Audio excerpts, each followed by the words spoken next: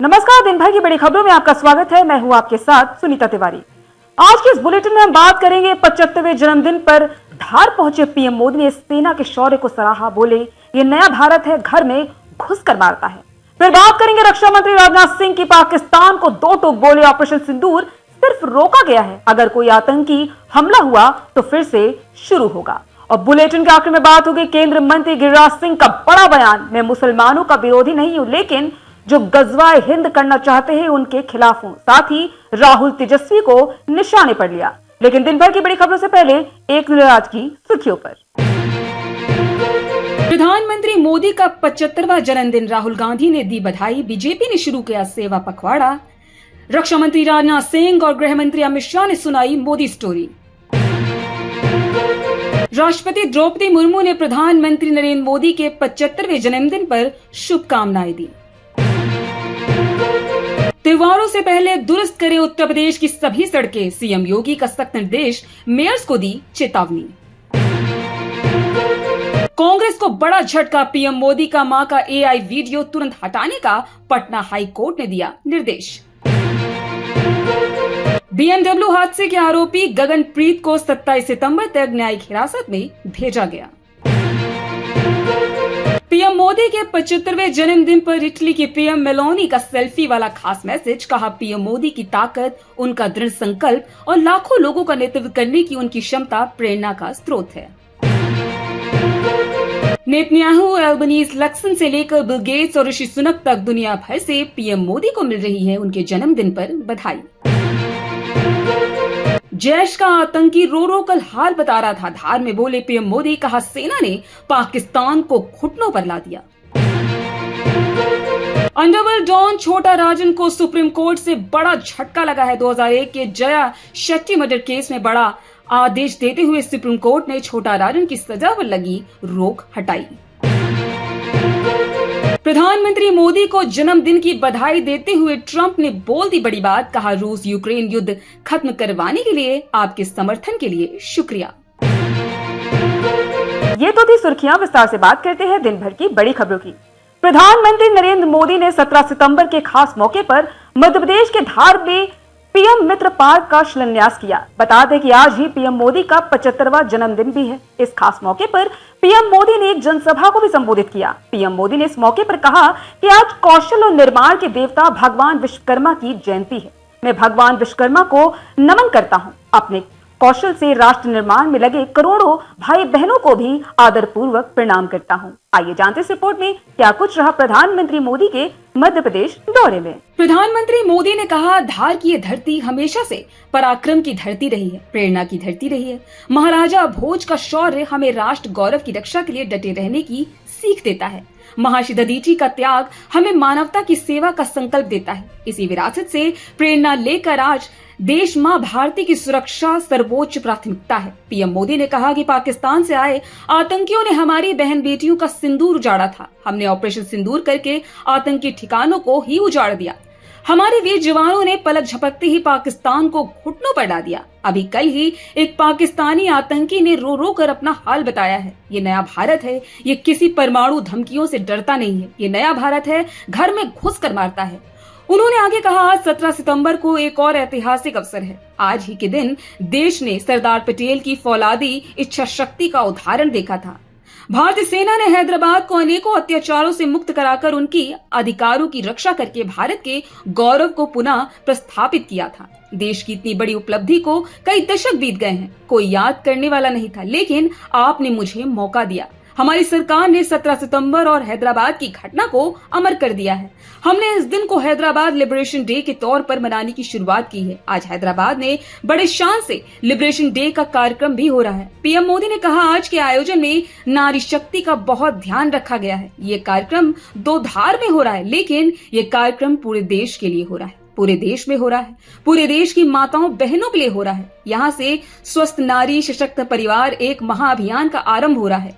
PM Modi ने आगे कहा, साथियों, विश्वकर्मा जयंती के आज एक बड़ी औद्योगिक शुरुआत भी होने जा रही है। देश के सबसे बड़े इंटीग्रेटेड पार्क का शिलान्यास हुआ है। इस पार्क से भारत के टेक्सटाइल इंडस्ट्री को नई ऊर्जा मिलेगी, किसान को उसकी उपज का सही मूल्य मिलेगा। मेरे लिए खुशी की बात है कि पूरे देश में लाखों किसान इस कार्यक्रम में जुड़े हुए हैं। इस पीएम मित्र पार्क से सबसे बड़ा लाभ हमारे युवकों को होगा। युवकों को, युवतियों को बड़ी संख्या में रोजगार भी मिलेगा। रक्षा मंत्री राजनाथ सिंह ने आज बड़ा बयान दिया है। हैदराबाद के तेलंगाना में एक कार्यक्रम में राजनाथ सिंह ने कहा कि कुछ लोग हैं जो कहते हैं कि भारत और पाकिस्तान के बीच यह संघर्ष विराम किसी के हस्तक्षेप के कारण हुआ। रक्षा मंत्री राजनाथ सिंह ने पाकिस्तान को चेताते हुए स्पष्ट किया है कि भारत और पाकिस्तान के बीच संघर्ष विराम किसी तीसरे पक्ष के हस्तक्षेप के कारण नहीं हुआ था। उन्होंने दोहराया कि ऑपरेशन सिंदूर को सिर्फ रोका गया है। उन्होंने ये भी कहा कि ऑपरेशन सिंदूर तब रोका गया जब पाकिस्तान ने बार बार युद्ध विराम का अनुरोध किया। उन्होंने कहा यह विराम है, अंत नहीं। आइए जानते हैं इस रिपोर्ट में क्या कुछ है इस पूरी खबर में।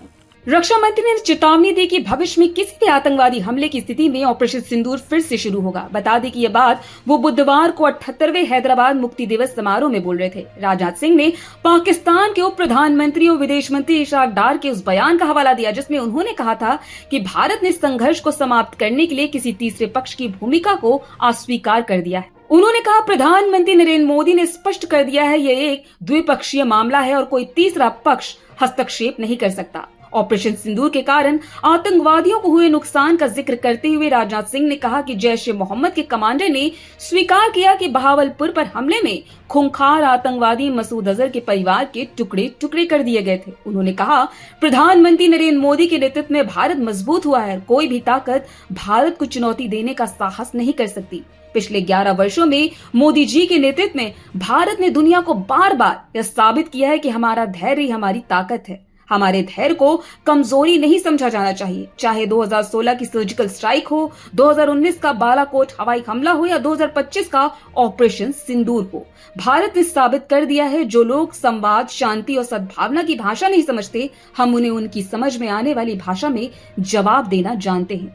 राजनाथ सिंह ने हैदराबाद रियासत के निजाम को आत्मसमर्पण कराकर भारतीय संघ में शामिल करने के सरदार पटेल के कदम और पाकिस्तान प्रायोजित आतंकवादी हमलों पर भारत की प्रतिक्रिया के बीच तुलना की। बता दें कि राजनाथ सिंह ने हैदराबाद रियासत के निजाम को आत्मसमर्पण कराकर भारतीय संघ में शामिल कराने के सरदार पटेल के कदम और पाकिस्तान प्रायोजित आतंकवादी हमलों पर भारत की प्रतिक्रिया के बीच तुलना की है। उन्होंने कहा, तत्कालीन हैदराबाद रियासत में राजकरों द्वारा किए गए अत्याचार पहलगाम की घटना जैसे थे, जहां आतंकवादियों ने लोगों का धर्म पूछकर उनकी हत्या कर दी थी। उन्होंने याद दिलाया कि सरदार पटेल के नेतृत्व में भारत ने ऑपरेशन पोलो शुरू किया था और 17 सितंबर उस ऑपरेशन की विजय वर्षगांठ है। 17 सितंबर सिर्फ एक तारीख या दिन नहीं, बल्कि यह इस बात का भी प्रतीक है कि भारत की अखंडता और एकता के हर दुश्मन को हार का ही सामना करना पड़ेगा।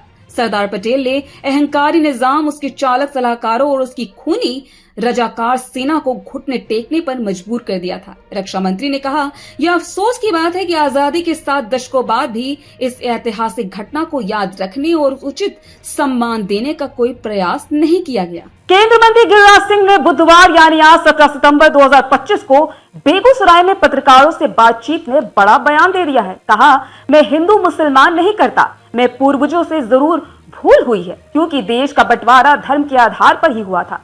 उस समय अगर सारे हिंदू पाकिस्तान से आ गए होते और भारत से सारे मुसलमान पाकिस्तान चले गए होते तो आज राहुल गांधी और तेजस्वी यादव मुस्लिम नहीं करते। आइए जानते हैं इस रिपोर्ट में और क्या कहा केंद्रीय मंत्री गिरिराज सिंह ने राहुल गांधी और तेजस्वी यादव को लेकर। केंद्रीय मंत्री गिरिराज सिंह ने कहा, आज मैं मुसलमानों का विरोधी नहीं हूँ, लेकिन जो गजवाए हिंद करना चाहते हैं, जो आतंकवाद का सहारा लेते हैं, आखिर क्या कारण है? जितने कश्मीर में पकड़े जा रहे हैं या देश में पकड़े जा रहे हैं, वो 78% मुस्लिम ही क्यों पकड़े जा रहे हैं? तेजस्वी यादव और राहुल गांधी को भारत से कोई लेना देना बिल्कुल भी नहीं है। ये रोहिंग्या और बांग्लादेशी के साथ खड़े हैं।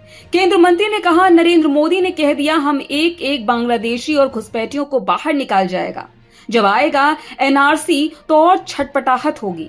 आने वाले समय में बंगाल में भी एनआरसी होगा, बिहार में भी होगा। दूसरी ओर तेजस्वी यादव की यात्रा को लेकर गिरिराज सिंह ने कहा, बेगूसराय में यात्रा हो या जहानाबाद से यात्रा शुरू हो, इस यात्रा को हमारे लोगों को या जनता को समझाने की जरूरत नहीं है। राहुल गांधी का बड़ा जनाधार या तेजस्वी यादव का, या आपस में कौन बड़ा, किसकी ताकत ज्यादा, ये दिखाने की है। इस यात्रा से हमें कुछ नुकसान होने वाला बिल्कुल भी नहीं है। ये आपस में ही एक दूसरे से अपनी यात्रा बड़ी की उनकी इसलिए कर रहे हैं। एक सवाल के जवाब में गिरिराज सिंह ने तेजस्वी यादव पर हमला करते हुए कहा, ये थेरर हैं, पतित हैं, पतितों में एक महापतित होता है, थेतरों में महाथेतर होता है। मैं पूछना चाहता हूँ कि पूर्णिया एयरपोर्ट जुमला है या चरवाहा विद्यालय जुमला था? नरेंद्र मोदी भले जुमला पढ़ते हो, लेकिन आपके विधानसभा राघोपुर का पुल नीतीश कुमार ने बनवाया। पिताजी 15 साल में नहीं बनवा पाए, ना आप बनवा पाए। नरेंद्र मोदी जब जब बिहार आते हैं सौगात नहीं होता, या तो शिलान्यास किया